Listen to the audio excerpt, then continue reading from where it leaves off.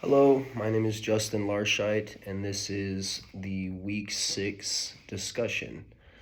So here we go. Any of the information from the weekly readings also address what is your take on how employee attitudes are related to lateness.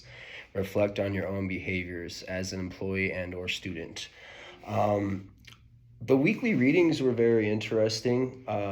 I actually found, I like all this stuff, all the resources, but I actually found the videos to be a lot more interesting because theory is one thing, which you have in all of the readings and stuff. Well, one of the readings, and then the other readings were practice. However, um, with the videos, there was a lot of really cool things that were said. In the first video from Vineet, he said, "Lead by accepting instead of by rejecting."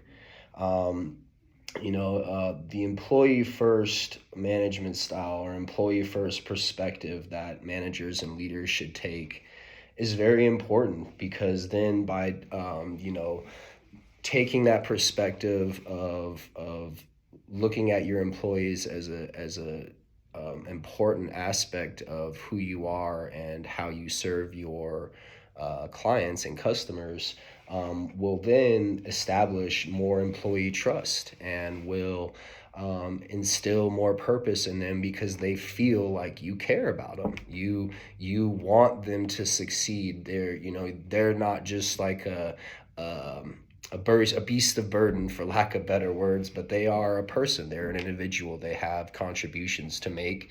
They have skills and attributes to provide, and they want to be empowered. So yeah, that was really cool.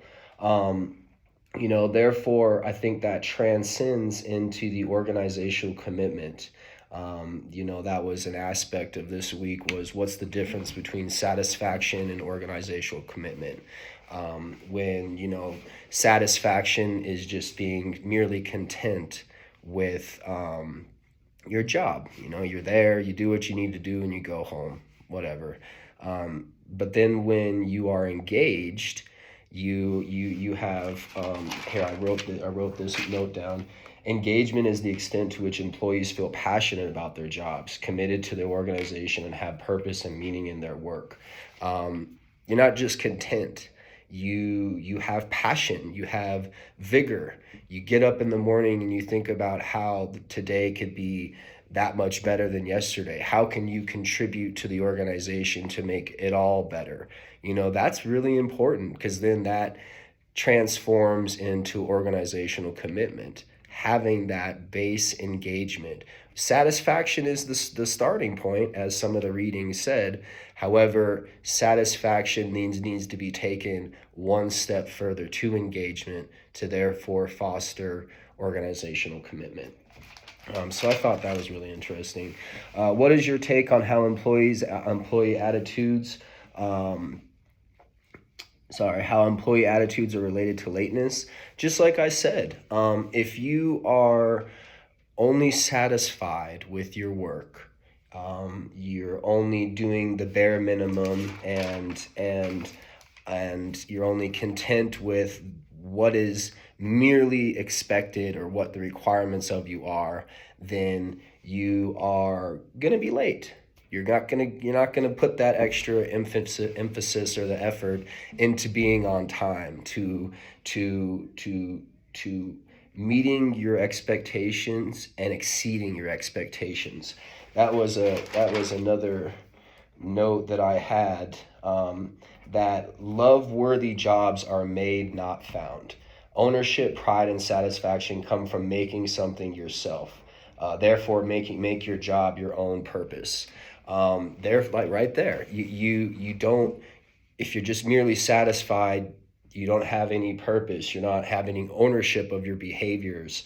You don't have any satisfaction in going above and beyond. So therefore, you're going to be late. And it said reflect on your own behaviors. I've had that happen to me in several points in time in my life when I guess I was satisfied because I was making somewhat good money and I had my immediate needs met. However, I was only just satisfied. Therefore, I didn't feel I needed to go above and beyond the expectations that were expected of me and be on time or even be early and things like that. So, yeah. How committed are you to your current job and why? I own my own company, a remodeling and handyman company, so I have extreme organizational commitment. I don't really know how I couldn't and have a successful company. Just like everything has been, all the readings from this week have been saying that in order to be an effective and good leader, you have to lead by accepting instead of rejecting. I have to accept all different task contexts and situational contexts and follower contexts in order to determine what is the best way to engage my employees and to therefore get organizational commitment out of them.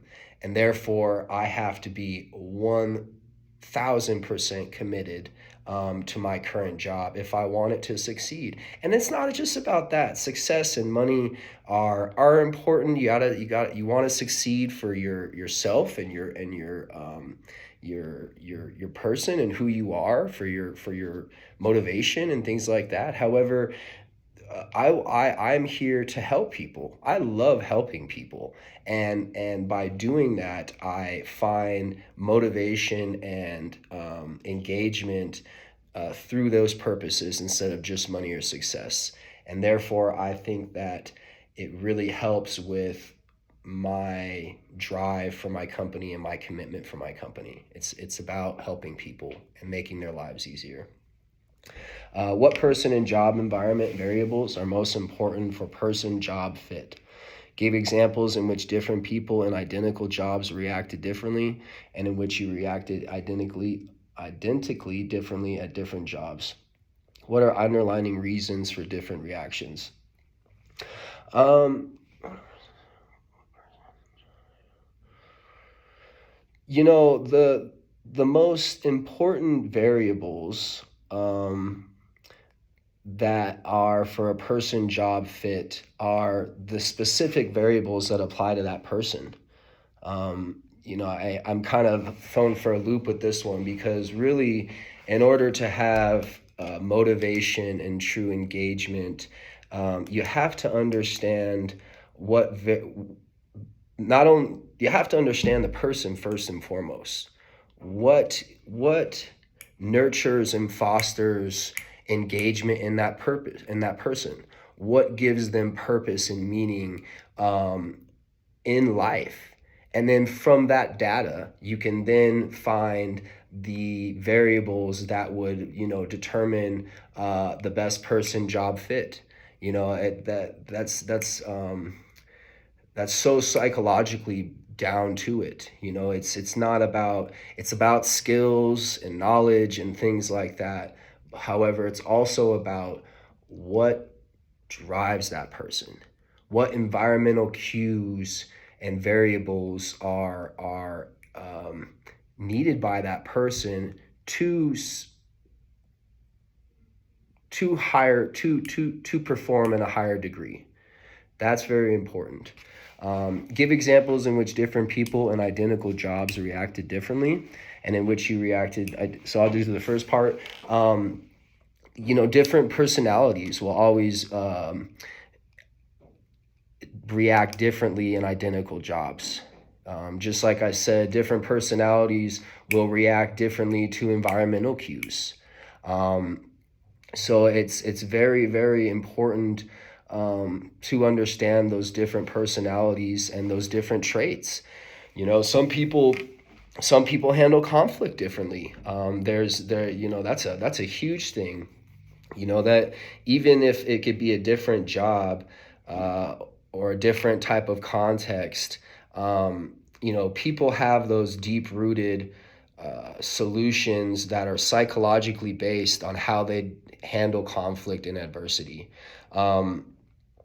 That those deep rooted psychological bases how they handle resolute or conflict and adversities are what determine the different reactions that you'll get in identical situations. So really understanding those cues are very important. So that's it. Hope you like it.